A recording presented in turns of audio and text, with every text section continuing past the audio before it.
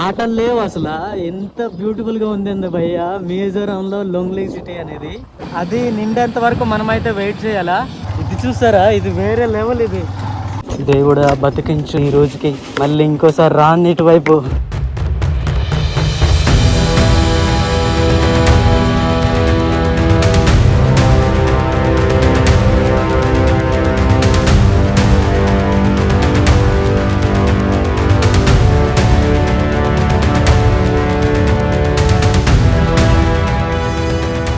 మొత్తానికి మీజో ఫ్యామిలీ అయితే నన్ను ఫుడ్ ఇచ్చి వాళ్ళ పద్ధతిలో గౌరవ మర్యాదలు చేసి ఫుడ్ అయితే ఇచ్చారు.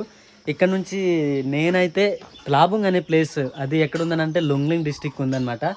సో అక్కడికైతే వెళ్తున్నా.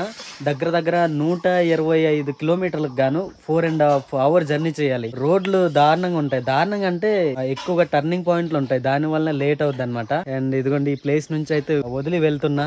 ఇదేంటి ఈ విలేజ్ కి స్టార్ట్ అవ్వగానే మళ్ళీ ఆఫ్ రోడ్ లా తగిలింది. వామ్మో ఎంత పెద్ద విలేజా. ఏదో నార్త్ మూవల్తాం ఏదో విలేజ్ నేమ్ ఉందండి. 9 గంటలకి మన ట్రావెలింగ్ స్టార్ట్ అయింది, మన జర్నీ వచ్చి. అండ్ మిజోరాం లో ఎవరైనా ట్రావెల్ చేయాలి అనుకుంటే సండే మాత్రం అసలు చేయొద్దండి. అంటే బైకర్స్ అయితే చేయొచ్చు, కానీ నార్మల్ గా టాక్సీలు అని వింగర్ల మీద ట్రావెల్ చేయాలంటే కష్టం. ఎందుకంటే ఇప్పటికీ నేను 20-30 కిలోమీటర్స్ దాకా జర్నీ చేశాను కదా. ఈ మధ్యలో అసలు ఒక్క వింగర్, ఒక్క క్యాబ్స్ అయితే కనబడలేదు నాకు. బైక్ ఏమైనా అద్దెకి తీసుకుందామా అంటే బైక్ అద్దె ఇవ్వరండి. ఇది ఒక టౌన్ చూసారా, అయినా సరే ఈ రోజు అయితే తీయలేదు. ఏ షాపులు కూడా తీయలేదు, బంద్ అనమాట మొత్తం. ఒకవేళ బైక్ కి ఏదైనా ప్రాబ్లం జరిగింది అనుకోండి, అసలు రిపేర్ చేయడానికి షాపులు కూడా దగ్గర లేవు. చాలా కష్టం అండి. ఈ పైన కొండలంతా చూసారా, మొత్తం కాల్చేశారండి. కాల్చిన తర్వాత వీలైతే జూమ్ కల్టివేషన్ చేస్తారు, అంటే కొండల మీద రైస్ పండిస్తారు. వావ్ వావ్ వావ్, అసలు ఈ బ్రిడ్జి అయితే ఎక్సలెంట్ గా ఉంది. అసలు ఆ కొండ మీద నుంచి కిందకైతే దిగానండి. ఇది ప్లేన్ అనుకుంటా. ఏదేమైనా గానీ ఈ లొకేషన్ అయితే అద్భుతంగా ఉంది. రివర్, ఆ రివర్ పక్కనే చైన్లు అయితే ఉన్నాయండి. మిజోరాం లో గాయ్స్ రివర్ అయితే ఈ విధంగా ఉంటుంది చూడండి, అద్భుతం కదా.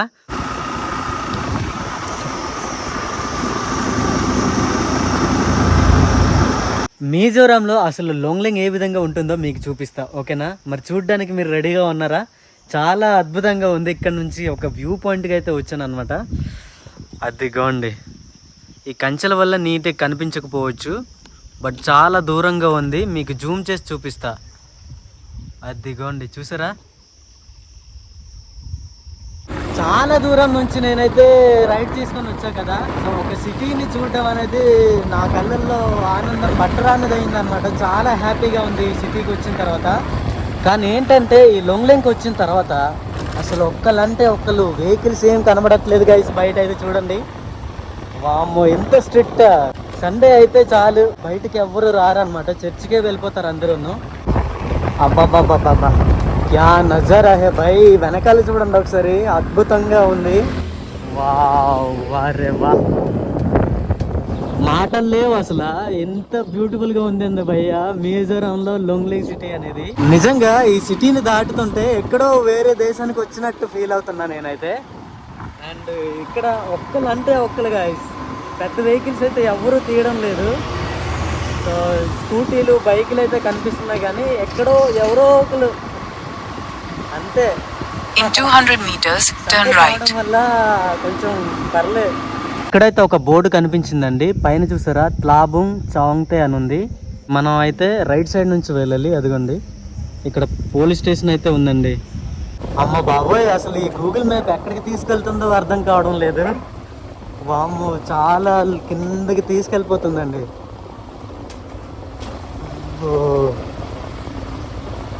Turn left.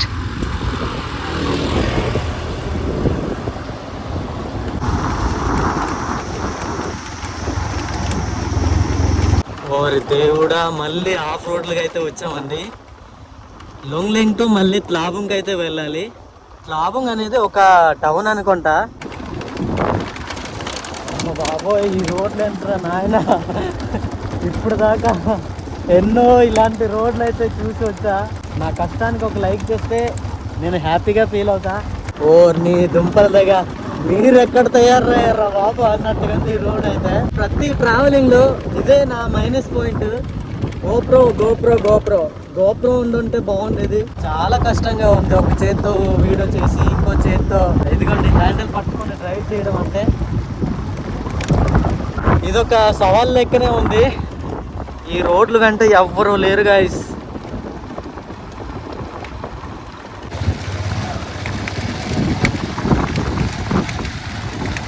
రోడ్ వర్క్లు అయితే అవుతుందండి.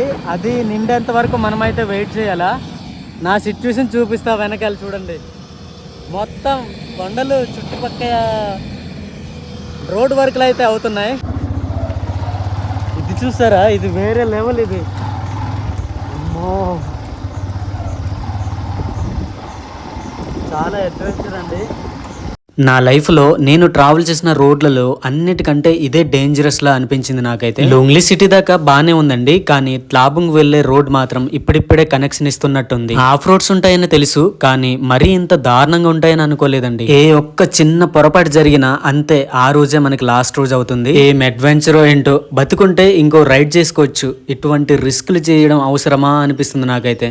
లదాఖ్ ట్రిప్ ఏ విధంగా ఉంటుందో తెలియదు, కానీ ఆల్మోస్ట్ నేనైతే లదాఖ్ ట్రిప్ కంప్లీట్ చేసినట్టే ఫీల్ అవుతున్నా. ఎందుకంటే అంత అడ్వెంచర్ గా ఉంది మిజోరంలో.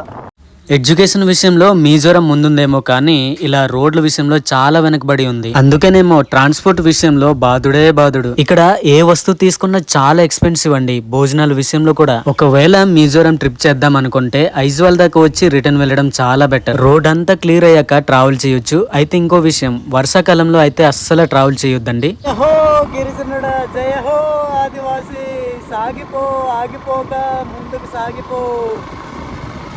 కష్టాలు ఉంటాయి, బాధలు ఉంటాయి, వేదనలు ఉంటాయి. మన ప్రయాణంలో ఎక్కడ ఆగకూడదు, ఆగకుండా ముందుకు వెళ్ళాలా. అలా వెళ్తేనే ఎన్నో అద్భుతాలు మన లైఫ్లో అయితే చూడొచ్చు. ఈ ట్రావెలింగ్లో నాకు ఇదే నేర్పింది. సో పేషెన్స్ ఉండాలా. అక్కడ కష్టాలు ఉంటాయి కదా అని ఆగిపోతే కాదు. ఈ బ్రిడ్జి అయితే పాడైపోయిందండి, అందుకనే తయారు చేస్తున్నారు. బ్లాక్ చేశారు మొత్తానికి. నడిపిస్తుంటేనే తెలిసిపోతుంది, మొత్తం లొడక అయిపోయింది. ఇక్కడ త్లాబుంగ్ లుంగ్సింగ్ అనేది రైట్ సైడ్ తీసుకోమంటుంది. అదిగోండి, మనమైతే ఆ కింద వే నుంచి వచ్చాము. దగ్గర 80-90 km అయితే రైడ్ చేసుకొని వచ్చా. లుంగ్లీ నుంచి ఆ పైన ఒక విలేజ్లో ఉన్నాం కదా, అక్కడ నుంచి. చాలా లూప్ లైన్ ఉన్నట్టుందండి మొత్తం. అమ్మ బాబోయ్, ఇప్పుడైతే చాలా లూప్ లైన్కి వచ్చాము. ఇది 308 NH అంట.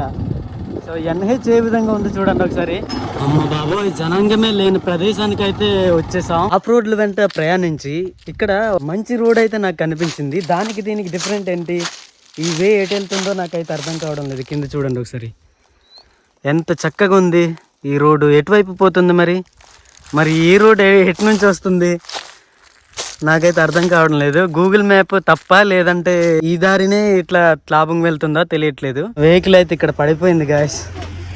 ఆ పైనుంచి వచ్చేటప్పుడు ఇద్దరు ఆంటీలు అయితే హెల్ప్ చేశారు.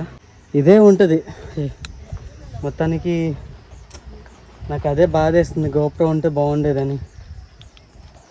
ఇదంతా కూడా రిమోట్ ఏరియా అనుకుంటా. చాలా లూప్ లైన్ ఉందండి. నేనైతే మిజోరంకి సౌత్ భాగంకి వచ్చా. అసలు నిజంగా తమ్ముడు వెళ్ళాడా లేదా అనే డౌట్ ఉంటది కదా. మ్యాప్ ఆన్ చేసుకొని చూడండి గాయస్, నేను ఎంత కష్టపడ్డాను అనేది తెలుస్తుంది. చాలా లాంగ్ నుంచి నేనైతే డ్రైవ్ చేసుకుంటూ వచ్చాను. కింద చూసారా గాయస్, రివర్ అయితే అద్భుతంగా ఉంది కదా, పడవలు కూడా ఉన్నాయి. అండ్ మనమైతే రివర్ క్రాసింగ్ చేస్తున్నాం బ్రిడ్జ్ పై మీద నుంచి. వావ్, ఇక్కడ నుంచి మనకి దగ్గరే దిప్లిబాగ్ అనే విలేజ్కి అయితే వెళ్ళిపోతున్నాం అనమాట. ఏంటో మరి ఈ సౌత్ భాగానికి వచ్చిన తర్వాత వేరే ఫీలింగ్ అయితే వస్తుంది నాకు. చాలా ప్రౌడ్ ఫీలింగ్ అనమాట. నార్త్ భాగం ఉన్న మిజోరం అంటే ఐజ్వాల్కి వస్తుంది అంతే. ఐజ్వాల్ అస్సాంకి బోర్డర్ ఉంటుంది కదండి. కానీ సౌత్ భాగం ఎవరు రారనుకుంటా. ఎందుకో తెలుసా, ట్రాన్స్పోర్ట్ విషయంలో చాలా ఇబ్బంది. మిజోరం అనేది వి షేప్ లో ఉంటుంది కదా, ఆ వి షేప్ లో మధ్యకి వచ్చానండి. మధ్యకి కూడా కాదు, చాలా కిందికి భాగం అనమాట. ఇదంతా బంగ్లాదేశ్ బార్డర్లో ఉంటుంది. సో వీడియోస్ అయితే మామూలు లేదు అసలు. ఇంత లూప్ లైన్లో ఇక్కడ ఒక 2-3 ఇళ్ళే ఉన్నాయండి. మరి ఇక్కడ విలేజ్ పీపుల్స్ ఉంటారా లేదా వర్క్ చేసేటోళ్ళు ఉంటారో తెలియదు. అయితే పైన ఉన్నాయి కదా చైన్లు, విలేజ్ పీపుల్సే ఉంటారు అనుకుంటా. రోడ్లు అయితే మామూలుగా లేదు అసలు, మొత్తం దారుణంగా ఉంది. ఇప్పుడిప్పుడే తయారు చేస్తున్నారు. ఇదేంది ఇది నాకు అర్థం కావడం లేదు. రోడ్ వర్క్లు అయితే అవుతున్నాయి అనమాట. బ్యాక్గ్రౌండ్ చూసారా, అది NH అండి. అండ్ చిన్న రావ దారి ఉంది. ఈ దారిన 2 కిలోమీటర్లు వెళ్ళమని గూగుల్ మ్యాప్ అయితే చెప్తుంది. దీన్ని నమ్మాలా వద్దా అనిపిస్తుంది. రోడ్లా లేదు, ఇది చిన్న దారి లెక్క ఉంది. అమ్మో, అసలు ఎక్కడికి తీసుకెళ్తున్నావే తల్లి? అసలు ఈ విలేజ్ దారి ఇదేనా?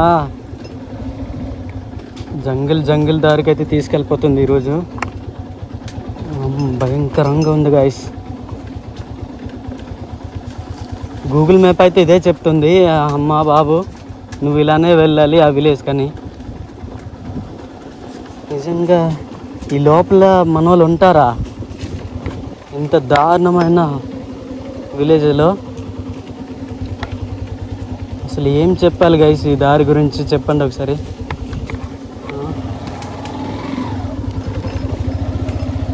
మా బాబోయ్,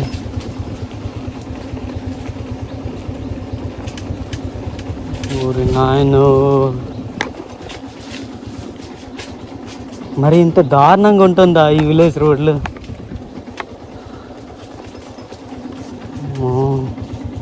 దేవుడా బతికించు ఈ రోజుకి, మళ్ళీ ఇంకోసారి రాని ఇటువైపు.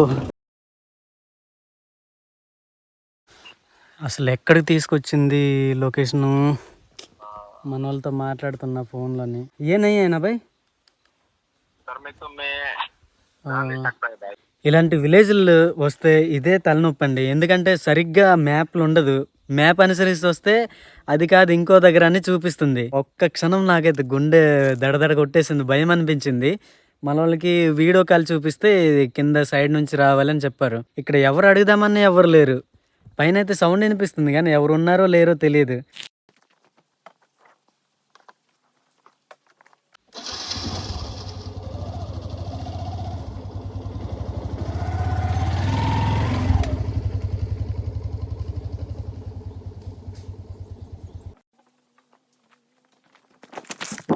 ఏం చెప్పమంటారు గాయస్? ఇది దారులు అంటామా, రోడ్లు అంటామా? చాలా దారుణంగా ఉంది. చాలా లోపలన్నకైతే వచ్చాను.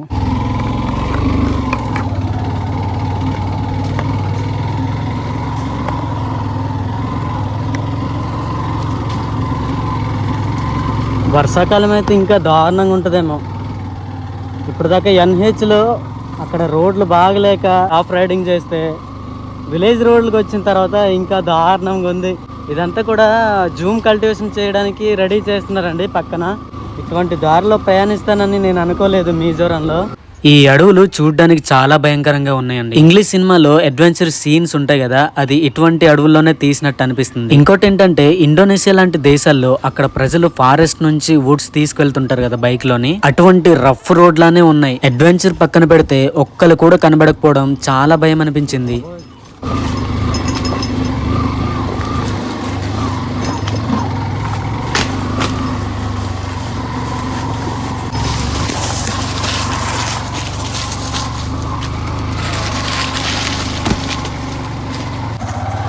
ఇంకా రావట్లేదు ఏంటయ్యా విలేజ్? చాలా లూప్లానికి వచ్చాను నేనైతే.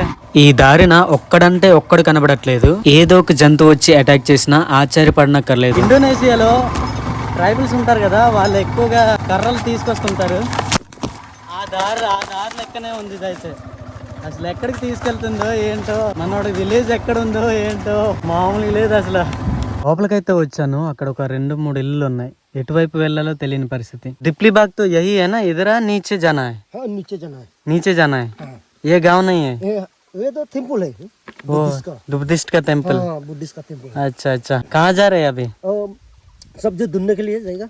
जंगल में जाएगा? हाँ, जंगल में सब्जी ढूंढने के लिए। మనమైతే ఇదిగోండి ఈ వేన్ అయితే వచ్చాము. అండ్ మన బ్రదర్ని అయితే అడిగాము, ఆ లెఫ్ట్ సైడ్ నుంచి వెళ్ళమంటున్నాడు. ఇట్లా ఉంటుంది గాయస్. అడిగి ఇంత దారుణమైన రోడ్లలో ప్రయాణం చేయడం లైఫ్లో ఫస్ట్ టైం.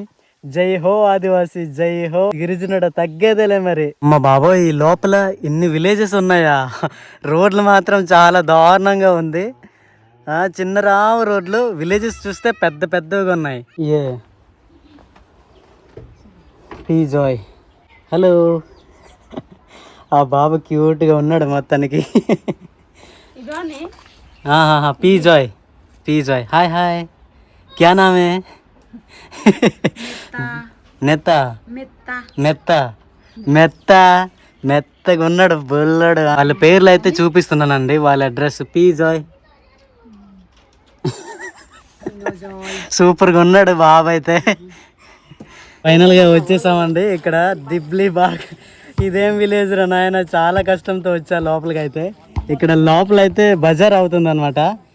హలో బ్రదర్, నమస్తే. సో కిర్బాబాయ్ యాక్చువల్గా కలవాల్సింది, వాళ్ళ ఫ్రెండ్ దోస్త్ అయినా బ్రో. मैं तो सोच रहा है कैसे आएगा अब। उधर से आया है मैं, इस तरफ भी रास्ता है क्या? इस तरफ भी आ सकता है।